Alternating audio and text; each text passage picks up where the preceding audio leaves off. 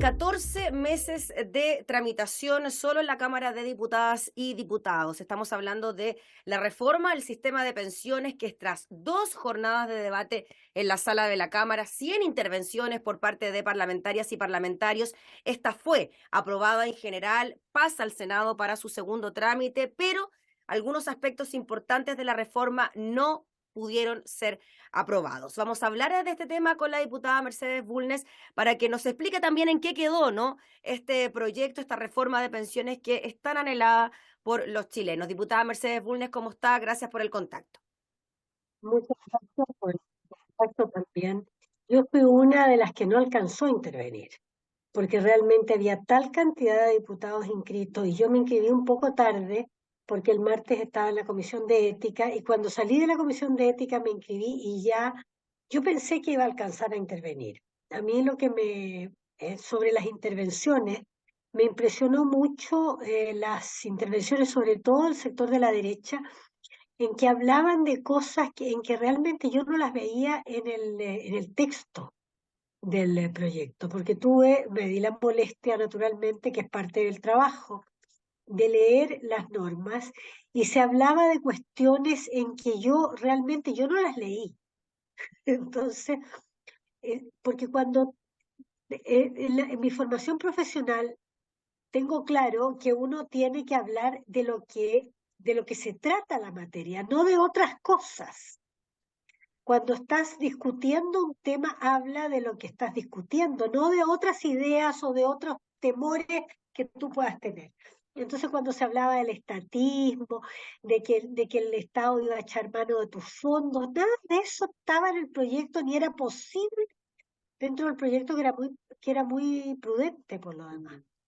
A mí me habría gustado, por ejemplo, el 6% enteramente para un fondo solidario. ¿Por qué? Por una razón muy sencilla, porque no sale del bolsillo de los trabajadores, sino que salía del bolsillo de los empleadores. Por cierto, aumenta el costo del trabajo, está claro, pero lo aumenta para el empleador. Entonces, de alguna manera es una especie de impuesto al trabajo, pero pagado por el empleador. Y por lo demás es lo que está en la mayoría de los sistemas de pensiones, en la mayoría de los países, por lo pronto en los países de la OCDE y en la mayoría de los países del mundo. Porque somos el único país que tiene un sistema de pensiones basado exclusivamente en capitalización individual. Diputada, Entonces, al suprimirse ese 6%, queda el proyecto, se suprime, o sea, se aprueba el seguro social, pero se suprime la cotización para el seguro social por una parte, pero para las cuentas de capitalización individual por otra. Entonces en eso queda cojo y sin duda el Senado va a tener que entrar a legislar sobre temas que quedaron en el aire y que eran indispensables en el proyecto. Y te corrijo porque fueron 14 meses de discusión en este Congreso, pero son 10 años en que se está discutiendo la reforma previsional. estamos hablando por lo menos de que en 3 gobiernos se ha intentado hacer una reforma previsional y no se ha conseguido. Diputado, usted decía que a usted le hubiese gustado que el 6% fuera de lleno a este fondo solidario y era la propuesta original del gobierno. El gobierno en las negociaciones cede, cambia y dice, ok, el 3% a cotización individual, el 3% a solidaridad, pero eso tampoco consiguió el apoyo necesario para que fuera aprobado. ¿Cómo cree usted entonces que se va a desarrollar esta discusión en el Senado, diputada, donde el gobierno no tiene mayoría, donde depende también del apoyo de demócratas? Sabemos lo que pasó también en la Cámara con el tema de demócratas y las declaraciones que hubo en la Cámara, la situación que hubo frente a este tema. ¿Cómo lo ve usted? Mire, las declaraciones del diputado Ibáñez yo creo que fueron imprudentes, porque no, en general yo tiendo a pensar que uno no debe personalizar en alguien una situación que es una crítica política. Entonces, mencionar a la senadora Rincón creo que fue un error. Está bien decir que nadie puede hacerse eh, de alguna manera rehén de un pequeño grupo o rehén de la derecha o rehén de la izquierda. Yo creo que está bien. No comparto que uno no debe ser rehén de otro, sino que debe tener ideas propias. Yo creo que Demócratas, las comparta o no las comparta, tiene ideas propias. Entonces, no debió haberse personalizado en la senadora Rincón Mm. porque eso era imprudente. Pero más allá de eso, yo creo que independientemente que somos una Cámara política, también somos una Cámara legisladora. Y eso quiere decir que la ley es para todos y tenemos que pensarla más allá de los puntos políticos. Yo no llevo tanto tiempo en la Cámara, llevo menos de 2 años y he visto votar cosas que como abogada me impactan porque pienso que eso los tribunales tendrían que aprobar, tendrían que aplicarlo y van a tener serias dificultades para aplicar cuestiones y legislar además sobre otras cosas que son absolutamente inútiles porque ya están en la legislación. Quizás no con esa precisión, pero están dentro de la legislación y se pueden, y no son necesarias en circunstancias que hay otras cuestiones que son muy necesarias en las que no estamos avanzando. Pero al menos ayer se aprobó en la Comisión de Derechos Humanos las mejoras a la ley de antidiscriminación y fueron buenas las normas que se aprobaron así. Entonces, ahí es tremendo y espero que salga bien ese proyecto cuando se vea en sala. Pero aquí se habían aprobado la mayor parte de las normas, o sea, se había aprobado lo que vino a sala, en la reforma de pensiones se había aprobado por mayoría en las comisiones de trabajo y de Hacienda, o sea, era un proyecto que venía financiado, que venía pensado y que venía discutido. Entonces, el que no se hayan aprobado determinadas normas significa que va a haber que hacer el trabajo en el Senado. Diputada Mercedes Bulnes, ¿qué pasa con el tema de la PGU? Que se habló mucho de que si este proyecto incluía una mejora a la pensión garantizada universal, esto podría generar una mejora inmediata a las pensiones actuales de los jubilados. Eso sí se aprobó. Eso sí se aprobó, pero va a tener que pagarse con fondos generales, con rentas generales de la nación. Significa que la vamos a pagar todos, no solamente los más ricos, sino sobre todo los más pobres, porque las rentas generales de la nación, todos sabemos que la mayor parte de los impuestos son el IVA, Mm. y el IVA lo pagan todos. Entonces, finalmente, va a ser una solidaridad que va a ser de toda la nación para poder pagar la PGU. Ahora me parece indispensable, la PGU es una justicia indispensable para las mujeres y sobre todo yo vengo del Maule. En el Maule la informalidad rural atenta enormemente contra las pensiones. La mayor parte de los campesinos tienen o muy pocas cotizaciones o muy bajas cotizaciones previsionales. Porque ¿qué sacamos? Un diputado ayer decía que si se hubiera, qué sé yo, que si se le diera el 3% o el 6% en vez de 20 millones de ahorro tendría 34, pero con 34 tampoco sacas una pensión ni siquiera mediana, ni siquiera bajo el nivel en el nivel de la pobreza. Tienes que tener sobre 80 millones para poder aspirar a una pensión, porque estamos con una pensión medianamente razonable, porque estamos con una tasa de retorno que en los hombres es del 27% y en las mujeres es menos del 15%. Eso quiere decir que si tú ganabas 500.000 pesos, quedas con 75. Y eso es Insostenible. insoportable, Exacto. insostenible, Mm. insostenible.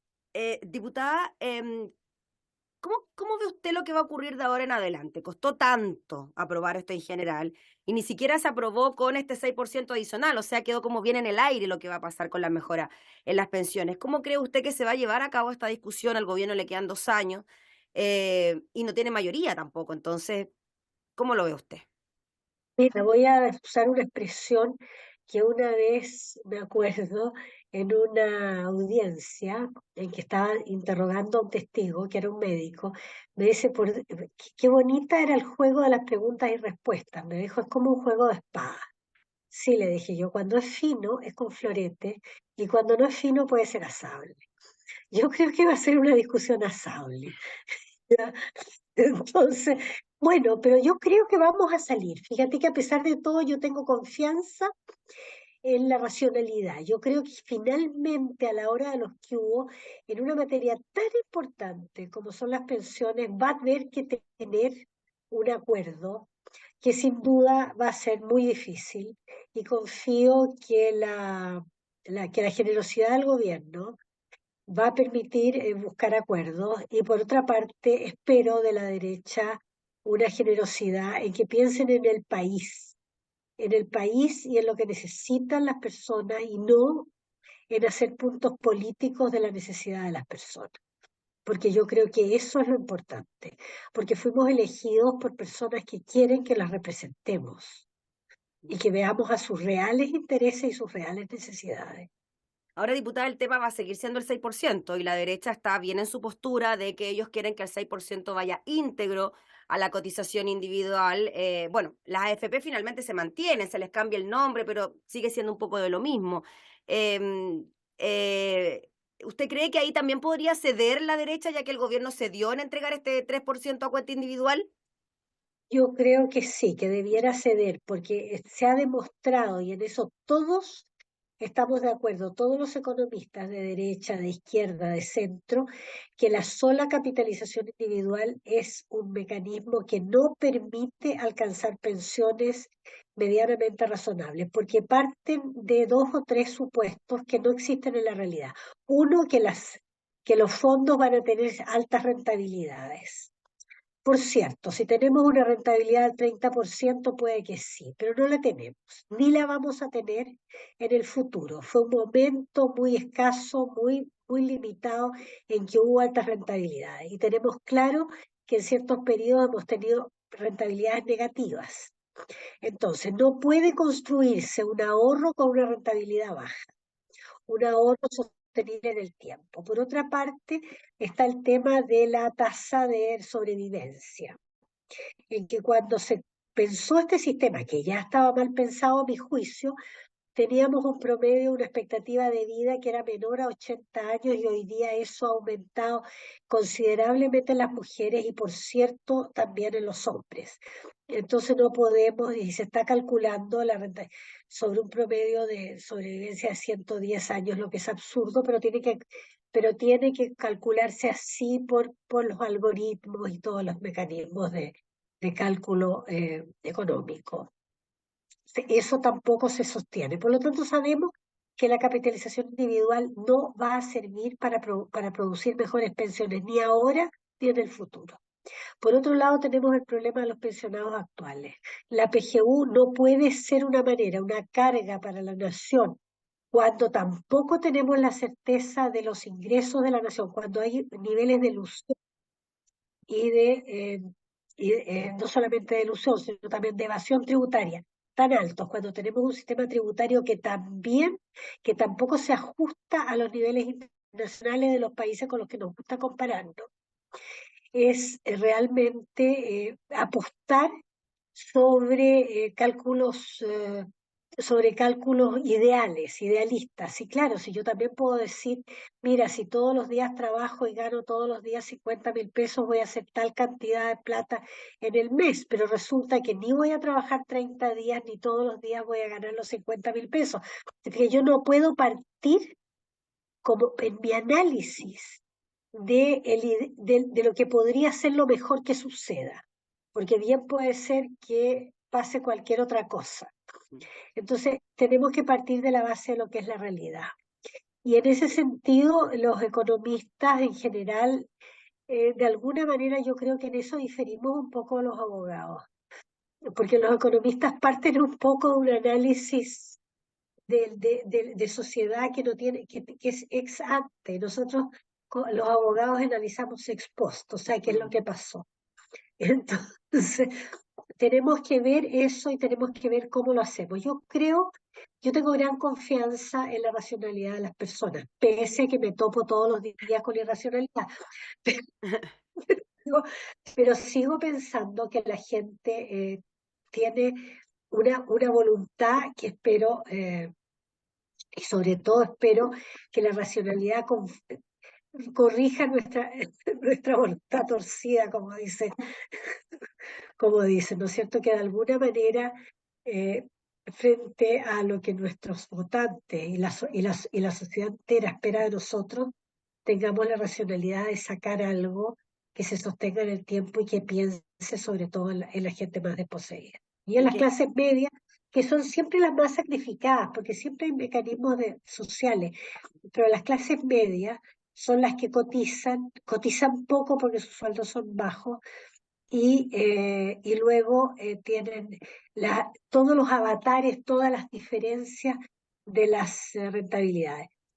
Me escandaliza mucho además que las AFP tengan las rentabilidades para sus socios de los niveles que hemos visto, sobre todo el último año, pero en todos los años anteriores, con grandes utilidades que reparten a sus socios, que además son transnacionales, y los afiliados tengan pérdida en su multifondo.